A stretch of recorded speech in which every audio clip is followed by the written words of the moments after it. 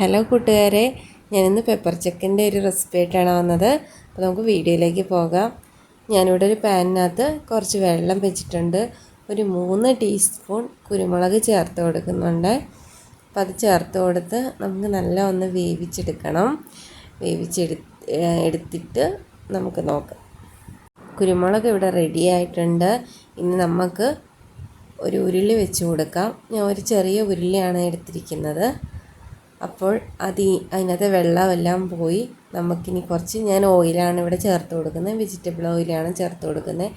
നിങ്ങൾക്ക് ഇഷ്ടമുള്ള ഓയിൽ ചേർത്ത് കൊടുക്കാം. വെളിച്ചെണ്ണ ചേർത്ത് കൊടുത്താലും മതി, എന്തായാലും മതി, കുഴപ്പമില്ല. അതൊക്കെ നിങ്ങളുടെ ഇഷ്ടം പോലെ ചേർത്ത് കൊടുക്കാം. നമ്മളിവിടെ 1 കിലോ ചിക്കനാണ് എടുത്തിരിക്കുന്നത്. അപ്പോൾ ഞാനിവിടെ 3 ചെറിയ സവാളയാണ് എടുത്തിരിക്കുന്നത്. 3 ചെറിയ സവാള. വലിയ സവാളയാണെങ്കിൽ 2 എണ്ണം മതി. ഞാൻ 1 കിലോയുടെ അളവാണ് പറയുന്നത്. 3 ടീസ്പൂൺ കുരുമുളകും എടുത്തിട്ടുണ്ട്. ഒരു പച്ചമുളക് ചെറുകെ അരിഞ്ഞ് അത് ചേർത്തിട്ടുണ്ട് കേട്ടോ. ഇത് നല്ലവണ്ണം വഴണ്ട് കിട്ടണം. അപ്പോൾ നമുക്ക് ലേശം ഉപ്പുപൊടിയും കൂടി ഇട്ട് കൊടുക്കുക. അന്നേരം നമുക്ക് പെട്ടെന്നൊന്നായി കിട്ടും. പിന്നെ ആരും വലുതായിട്ട് പെപ്പർ ചിക്കൻ വീട്ടിൽ ഉണ്ടാക്കാറില്ല. അപ്പോൾ ഇത് വളരെ ഈസി ആയിട്ട് തന്നെ നമ്മുടെ വീട്ടിലുള്ള ഐറ്റം വെച്ച് തന്നെ മാത്രം നമുക്ക് ട്രൈ ചെയ്തെടുക്കാൻ പറ്റുന്നതാണ്. വളരെ എളുപ്പമാണ് ഇത് ഉണ്ടാക്കാൻ വേണ്ടിയിട്ട്. വേറെ പ്രത്യേകിച്ച് നമ്മളിത് ഒന്നും ചേർക്കേണ്ട കാര്യമില്ല. ഇപ്പോൾ വീഡിയോ കാണുമ്പോൾ നിങ്ങൾക്ക് മനസ്സിലാവും. അപ്പോൾ നമ്മൾ ഉപ്പ് ചേർത്തിട്ടുണ്ട്. ഇനിയിപ്പോൾ നല്ലവണ്ണം വഴണ്ട് കിട്ടും. അതേപോലെ തന്നെ എൻ്റെ ചാനൽ കണ്ട് ഇഷ്ടപ്പെടുന്ന എൻ്റെ കൂട്ടുകാരെല്ലാവരും ഒന്ന് സബ്സ്ക്രൈബ് ചെയ്ത് സപ്പോർട്ട് ചെയ്യുക. തൊട്ടടുത്ത് കാണുന്ന ബെല്ലൈക്കണും കൂടെ ഒന്ന് എനേബിൾ ചെയ്യുമ്പോൾ ഓളെന്നുള്ളൊരു ഓപ്ഷനുണ്ട്, അതും കൂടെ ഒന്ന് ക്ലിക്ക് ചെയ്യുക. അപ്പോൾ നമ്മൾ കുറച്ച് ഇഞ്ചി വെളുത്തുള്ളി ചതച്ചത് ചേർത്തിട്ടുണ്ട്. നിങ്ങൾക്ക് വേണമെങ്കിൽ ഇഞ്ചി വെളുത്തുള്ളി പേസ്റ്റാക്കിയും ചേർത്ത് കൊടുക്കാം. ഞാനിവിടെ ചതച്ചിട്ടാണ് ചേർത്തിരിക്കുന്നത്. അപ്പോൾ ഇത് ഇഞ്ചി വെളുത്തുള്ളി ഇതെല്ലാം ഒന്ന് നല്ല ഒന്ന് വഴണ്ട് വന്നതിന് ശേഷം നമുക്ക് അടുത്ത ഐറ്റം ചേർത്ത് കൊടുക്കാം. അപ്പോൾ കയ്യിൽ കറിവേപ്പില ഉണ്ടെങ്കിൽ ഇത്തിരി ചേർത്ത് കൊടുത്തു. അതെല്ലാം ഒന്ന് വഴണ്ട് വന്നതിന് ശേഷം ഞാൻ 2 തക്കാളി അരിഞ്ഞ് ചേർത്തിട്ടുണ്ട്. ഇനിയിപ്പോൾ ഈ തക്കാളിയും കൂടെ നല്ല ഒന്ന് വഴണ്ട് നല്ല ഒന്ന് ഉടഞ്ഞ് കിട്ടണം.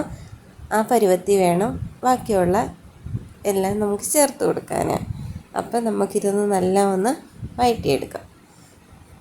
തക്കാളിയൊക്കെ നല്ല വഴണ്ട് വെന്ത് നല്ല ഉടഞ്ഞിട്ടുണ്ട്. അപ്പോൾ ഇതിലേക്ക് നമ്മൾ നേരത്തെ എടുത്തു വെച്ചിരുന്ന കുരുമുളക് ഉണ്ടല്ലോ, അത് നല്ല ഒന്ന് അരച്ചെടുക്കണം. നല്ല ഒന്ന് അടിച്ചെടുക്കണം. അടിച്ചെടുത്തതിന് ശേഷം ഈ ഒരു പരുവമാക്കണം. ഈ ഒരു പരുവത്തിൽ നമുക്ക് വെള്ളം അതിൽ ഇല്ലെന്നുണ്ടെങ്കിൽ നമുക്ക് കുറച്ച് വെള്ളം കൂടെ ചേർത്ത് ഒന്ന് മിക്സിക്കകത്ത് വെച്ചൊന്ന് അടിച്ചെടുത്താൽ മതി. എന്നിട്ട് അതൊന്ന് മിക്സ് ചെയ്ത് അതിൻ്റെ പച്ചക്കുത്തൊക്കെ ഒന്ന് മാറിയതിന് ശേഷം ബാക്കിയുള്ള പൊടികളെല്ലാം ചേർത്ത് കൊടുക്കാം.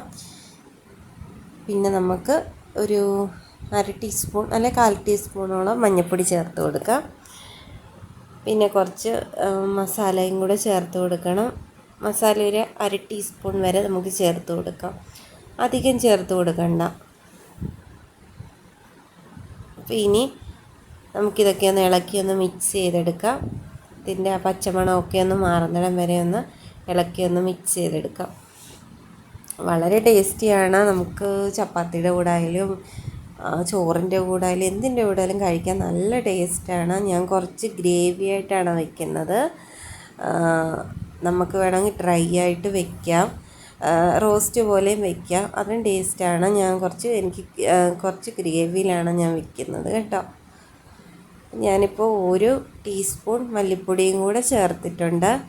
അതും കൂടെ ചേർത്ത് നമ്മൾ നല്ല ഒന്ന് മിക്സ് ചെയ്തതിന് ശേഷം നമുക്ക് മുളക് പൊടിയുടെ ആവശ്യം ഇതിനകത്തില്ല. അതിന് പകരമാണ് നമ്മൾ കുരുമുളക് ചേർക്കുന്നത്. മുളക് പൊടി ചേർക്കേണ്ട. പിന്നീട് നമ്മൾ ഇതെല്ലാം ചേർത്ത് കഴിഞ്ഞിട്ട് നമുക്ക് നമുക്ക് ഇച്ചിരി കളറ് വേണമെന്നുണ്ടെങ്കിൽ ഒരു 1/2 ടീസ്പൂണോ മുളക് പൊടി, കാശ്മീരി മുളക് പൊടി ചേർത്താൽ മതി. അല്ലാതെ നമുക്ക് ചേർക്കണമെന്നില്ല. വേണമെങ്കിൽ മാത്രം ഒരു 1/2 ടീസ്പൂൺ ചേർത്താൽ മതി. ഞാൻ ഒരു 1/2 ടീസ്പൂൺ ചേർക്കുന്നുണ്ട്. അപ്പോൾ ഇത് ഞാൻ വെള്ളമൊക്കെ ചേർത്ത് നല്ല ഒന്ന് മിക്സ് ചെയ്തെടുക്കുന്നുണ്ട്. ഞാൻ നേരത്തെ പറഞ്ഞതിൻ്റെ കൂട്ട് ഞാൻ കുറച്ച് ഗ്രേവി ആയിട്ടാണ് എടുക്കുന്നത്, അതുകൊണ്ടാണ്. ഞാൻ കുറച്ച് മല്ലിയിലയും കൂടെ ചേർത്തിട്ടുണ്ട്. നിങ്ങൾക്ക് ഇഷ്ടമുണ്ടെങ്കിൽ മാത്രം മല്ലിയില ചേർത്താൽ മതി. ഒരു മണത്തിന് വേണ്ടിയാണ് ഞാൻ മല്ലിയിലയും കൂടെ ചേർത്തിരിക്കുന്നത്. അപ്പോൾ നമ്മുടെ ഗ്രേവിയൊക്കെ ഒന്ന് തിളച്ച് വന്നപ്പോഴത്തേന് ഞാൻ അതിലേക്ക് ചിക്കൻ ഇട്ട് കൊടുത്തിട്ടെ അത് നമുക്കൊന്ന് മിക്സ് ചെയ്തെടുക്കാം. നമുക്കിനി ഒരു 1/2 ടീസ്പൂണ് മുളക് പൊടിയും കൂടെ ചേർത്ത് കൊടുത്തിട്ടുണ്ടേ.